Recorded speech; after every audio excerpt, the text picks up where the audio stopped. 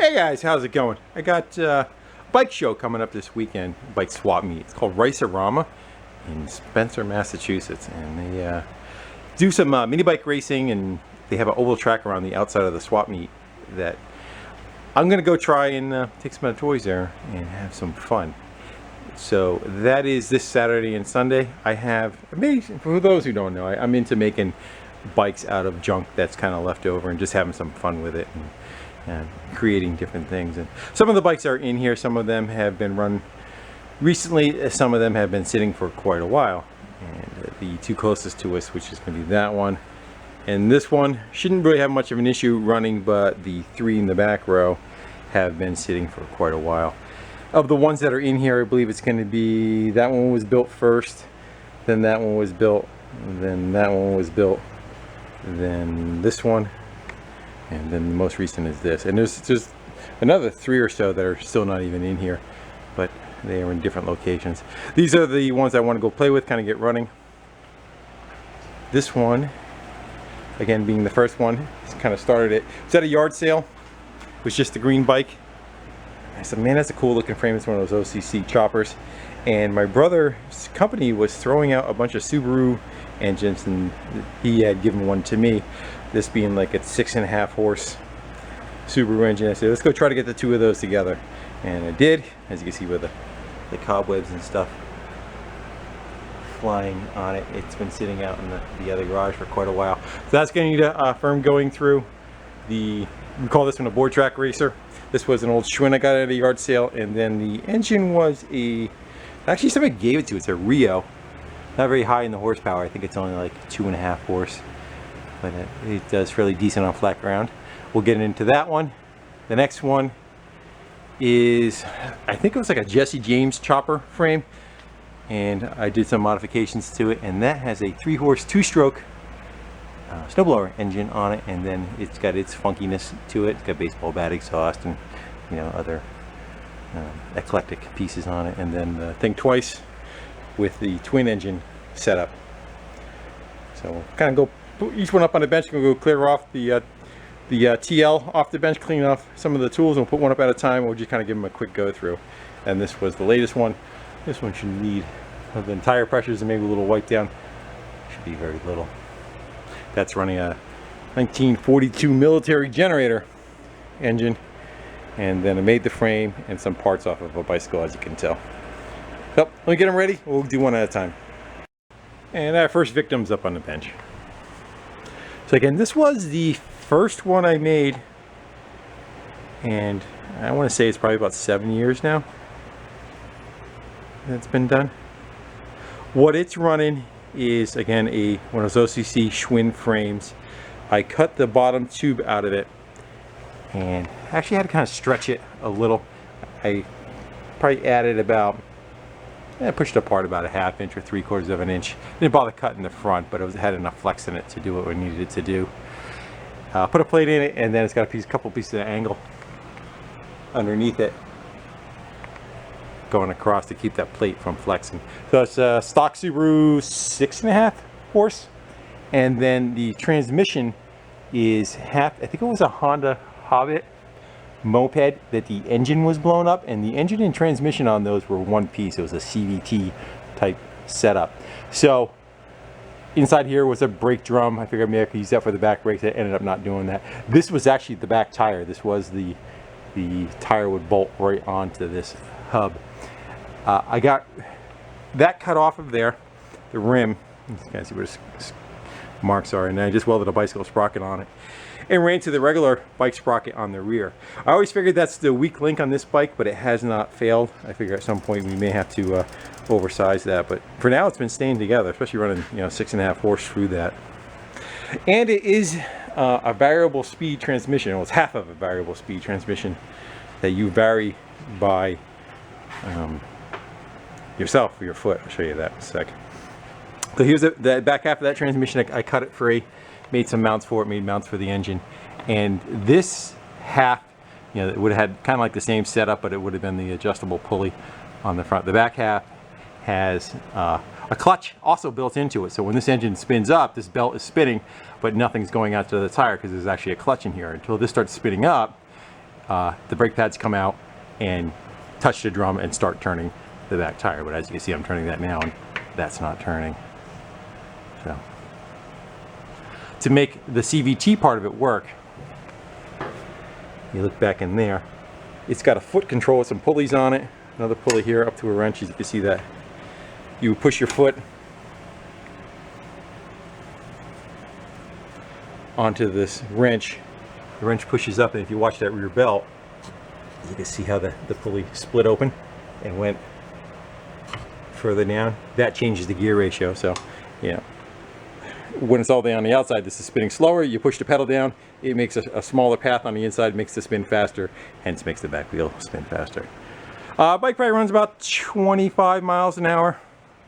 It kind of runs out of RPMs. It can go much more. Power is plenty fine. Got a bicycle headlight on the front. Got just a little generator on the wheel. Gas tank's a thermos.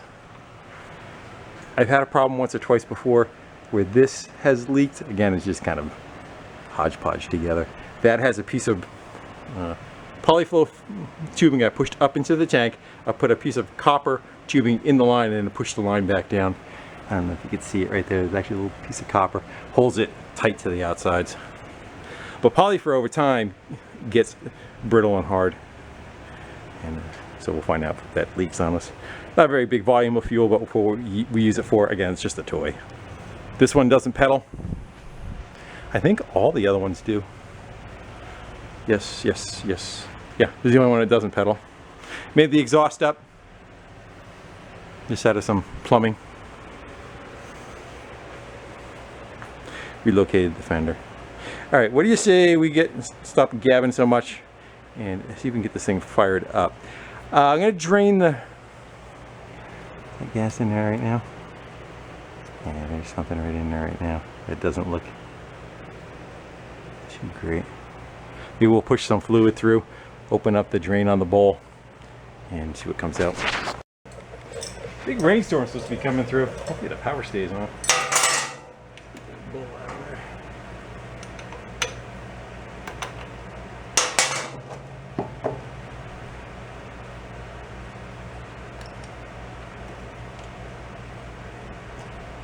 Yeah, it's all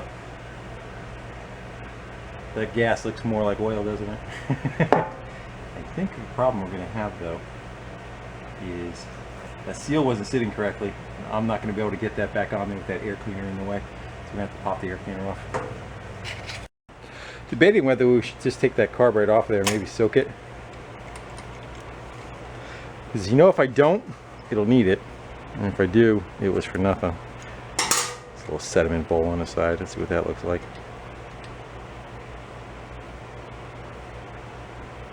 I ran it out of fuel when I put it away, but as you can see, there were still some remnants left behind.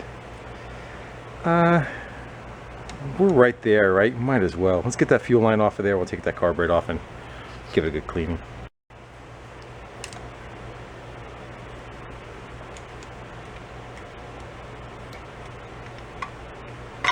Okay, needs to get that seal on there anyway. It's a lot easier to do when the bowl's upside down. Come on, are you gonna make it?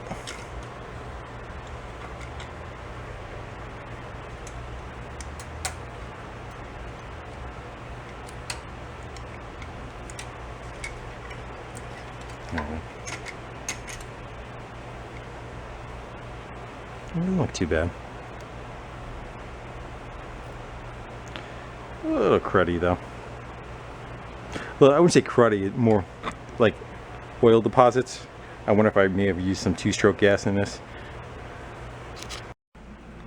A little four-wheel and bus action going on there. The glue on that's to the drill, but that's the choke actually. I try and keep it up out of the fluid there. While the glue is going to hold up to that. Actually on both ends. The bottom's glued too. We're not going to let it soak for too long. I'll probably give it, I don't know, 15-20 minutes. Well, the carb's soaking away. I figure it might be a good time to take some time and we'll clean it up a little. I probably should have ran it under the pressure washer. As I said, we got is that a live one? No, he's a victim. Let's go clean some of that up. Snowing out.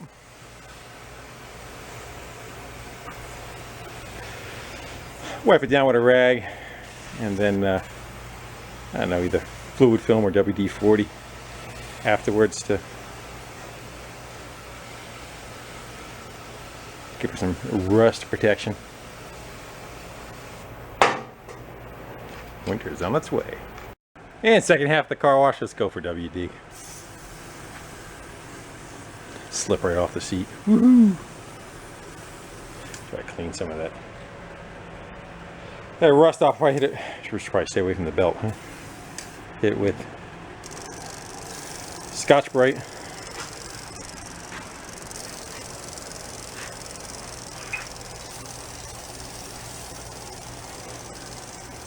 How if I point the camera on what I'm looking at, huh? Give her a quick little shine up. Get the car back together on this. Air up the tires. This one should be good. Should be, as long as it runs, right? See how a little WD and Scotch-Brite does on.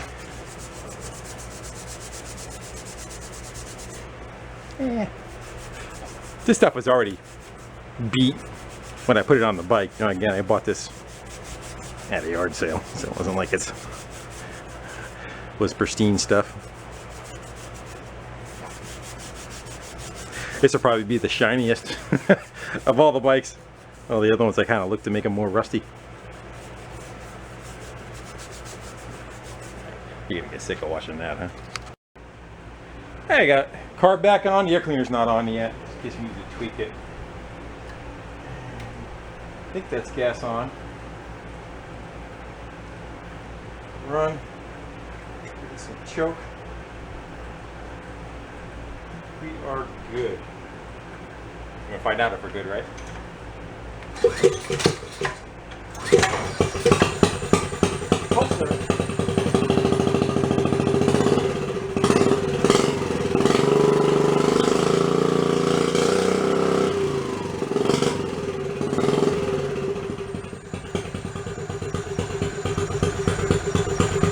Just thumping right along.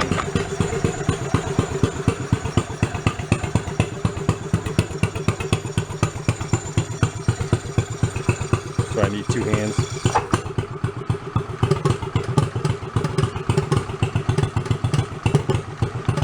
When you guys want to rev that throttle for me? There it goes. You get the idea.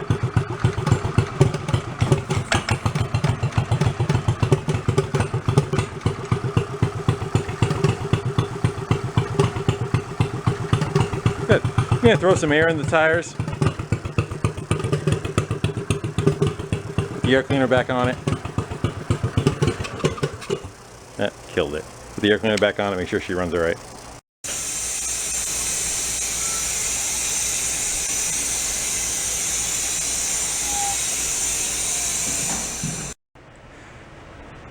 Got around the ground, let's go fire it up. I'll show you that transmission working without me trying to hold the camera.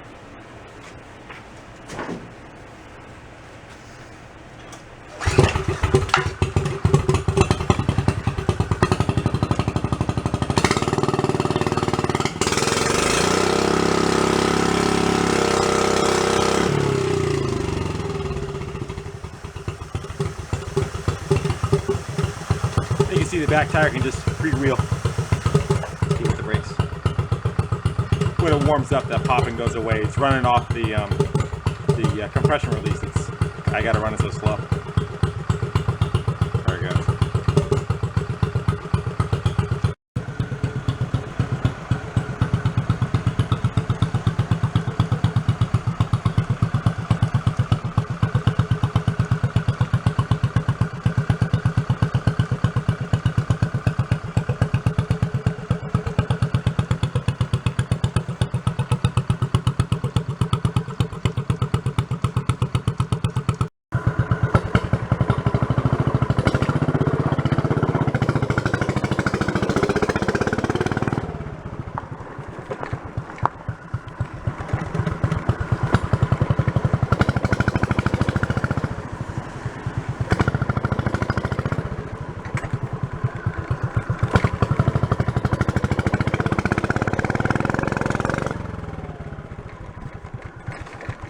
Grass is really wet.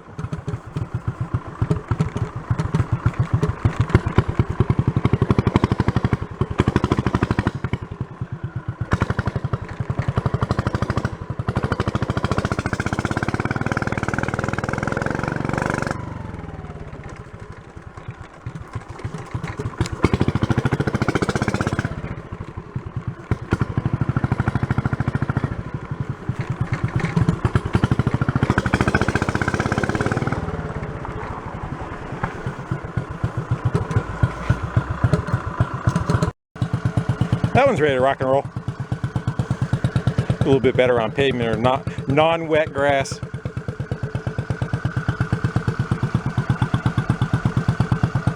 It's always a fun one. All right, on to the next one. All right, let's go with Think Twice next. This one is probably the one that has ran the most recent and shouldn't need much against a two-stroke. The fuel that I got, I used that True Fuel, and it seems to hold up fairly well for me. This is two of those OCC frames. If you look at it, here's one original frame, then under the gas tanks it goes straight down again. And then there's another repeat. I made a trike using two of these also, and this is the leftover front end from that trike, because the trike used two back ends. At some point I'll take that one out of the stash, and then it's got metal welded up inside here to make it look like the tank setup. It's got twin Echo backpack leaf blower engines that were given to me.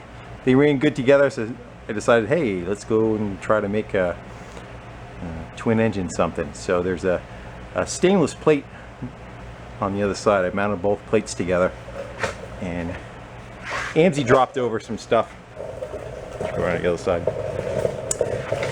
One of them was a set of Saab timing gears and chain, so I used those as my chain and synced them together. It's only got one pull start on the front, but they are 180 out from each other, so the compression stroke, you know, is when you go to pull it, it's, instead of tug, it's tug, but there's no more pressure on it. It's just that you're feeling the fire a shorter distance in between. I don't know if I'm making sense with that. It's they're 180 out from each other. You're not trying to pull both of them over at the compression stroke at the same time. When one's down, the other one is up. How's that? It is was made in a tough winter, and we have a restaurant supply store fairly close to us. So all my stash was buried under 3 feet of snow, so I kept shopping there. So all the bits and pieces on it, or a lot of the restaurant supply things. These are ice scoops with the handles cut off, or a little bit of air ram into the cylinder heads. These are soup ladles for the air cleaners. One without the holes, one with the holes. Made a set of air cleaners. These are like fryer later, when you take fried food out of the fry vat, and then heated up the handles and bent them around to make it for the chain guard. It's got teapots for the exhaust. At an idle, it kind of comes out the little pipes, and when you rev it up, the two lids open up and they flap like a tractor. Got canteens for the gas tank, and again, whatever was kind of laying around. These are built very cheap, and it's more for the fun of trying to build stuff than it is for high end. It's got ratchets for the front strut supports. I believe you can turn them. Sockets welded in there to help make a gust to help support the front end. I raked the front end out some more, bent and heated it up to widen it for the wheels. It's got twin wheelchair racing wheels on the front, just because. Silverware is all over it. You see silverware for holding the tanks. It's a silver dollar inside the jack shaft.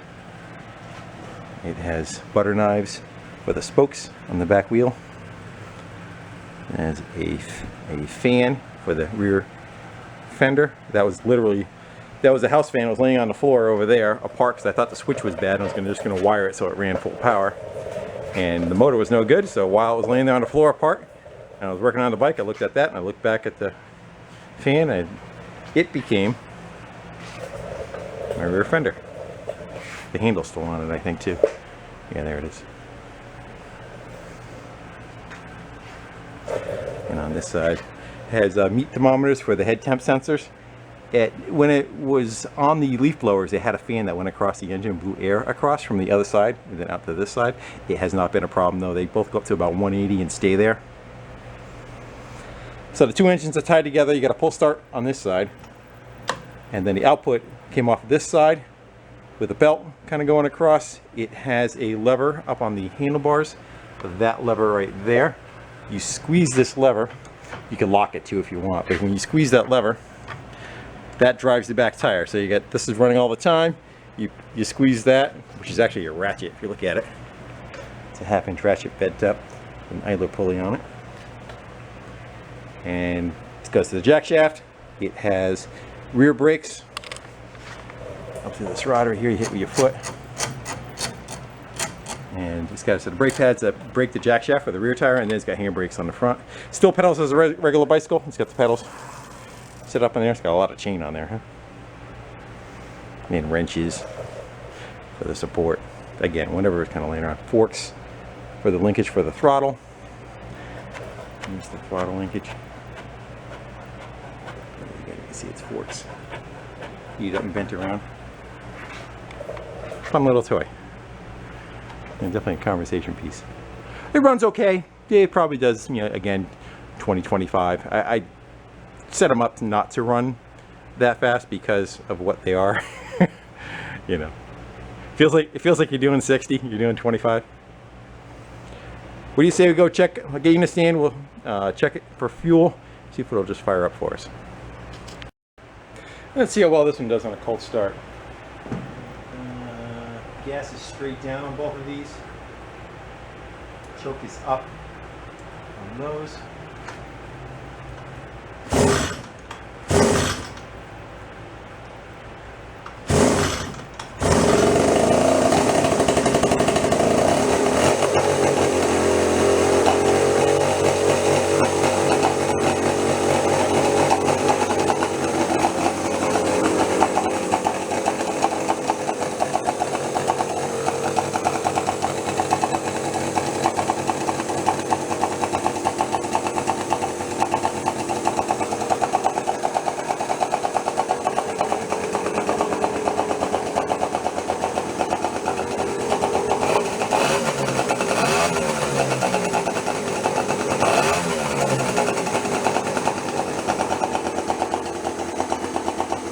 Let it warm up. I'll bring you back.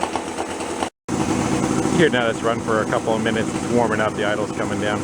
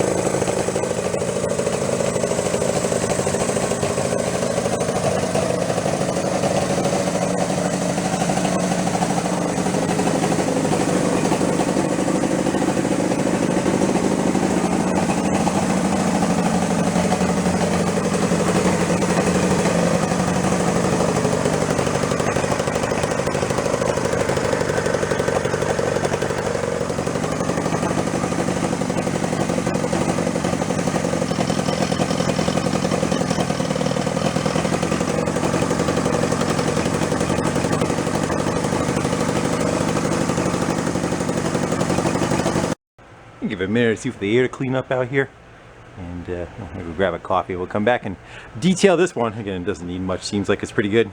Fill up the tires. Ready to rock and roll. It's also got, they made two different sizes of the bike. They made like a teens and then like a preteen.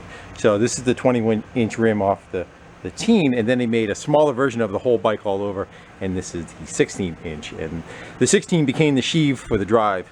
We had matched those two rims up. Still has the Schwinn logos on there.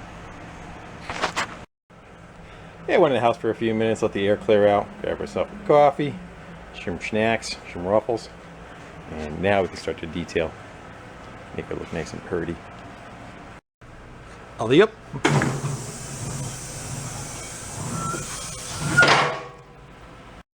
So what's up with this one is it almost like has two different metals for a frame. The front one was pretty much steel, and it looked like the back one was either more like a chrome plated one. That's probably the best way to explain it.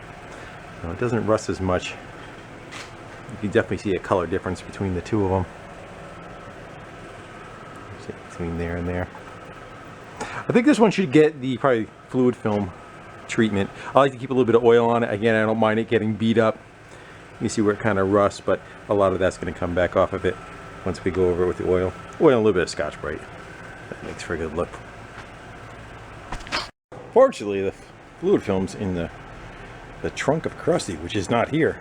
So let's go try, get some tire finish. Probably silicone. That's fine. Try to keep it off the belt. Huh? Go soak that down, come back with a little bit of Scotch-Brite. Clean up your roosty spots. Stay away from the belt. I'm not paying attention to what I'm doing. Hate when that happens. We're getting pretty low. Let's do the leather too, why not? Kind of try. Getting low. Slip right off the seat. Woohoo! You got the mold happening down there in the leather.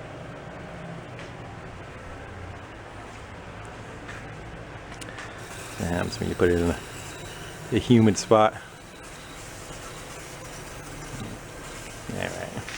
Enough of that. And not that it looks that much different, but got our detail. Got the chain lubed up. Next time it starts up, it'll fling it everywhere and have to wipe it off one last time. But decent.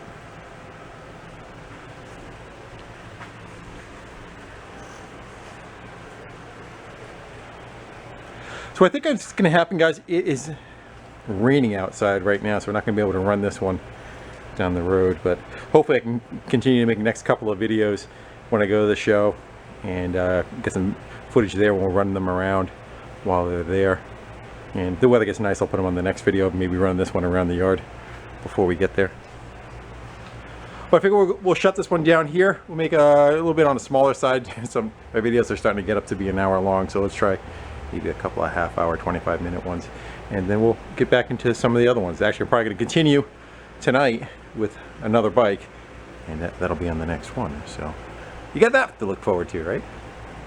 Always supposed to leave them wanting more. So guys, I'm going to sign off, and thanks for kind of hanging out with me. There's some playlists. I think there's some playlists on these two bikes. I'm not sure. If there is, I'll put them down in the links down below if you want to see how they kind of came together. But definitely fun projects. They are good for your mental health in the middle of winter when you're hibernating, just to kind of go have fun. And there's not much money in these. There's probably, I want to say, 200 bucks roughly in each bike, and it's just more the thought process of trying to get stuff that's not supposed to be used for something used, and the eclectic nature of making kinetic art, you know, something that looks cool but yet runs. I'd say it runs well, but it runs. Front tire, someone's gonna, you know, a lot of people are gonna ask, how is it with the front two tires? You really don't notice it. If it was one big tire the same, it's probably about the same. It pretty much just rolls on the two, and then when you go off to one side, it just rolls on the one tire and then rolls on the other. But it's not like you feel it going from one to the other. It's pretty smooth and even. They're not that far apart, you know, so it really doesn't make that much of a difference. You're only about, I want to say you're 1.25 inches from the two top ribs. Alright guys, I gotta go. I didn't do the tire pressures on this yet. But again, thank you all for kind of hanging out in the garage with me, having a little bit of fun. And hopefully it's going to be a nice, interesting weekend playing with some toys. And who knows what's going to come home. Right? Right. Alright guys. Till then, I will see you later.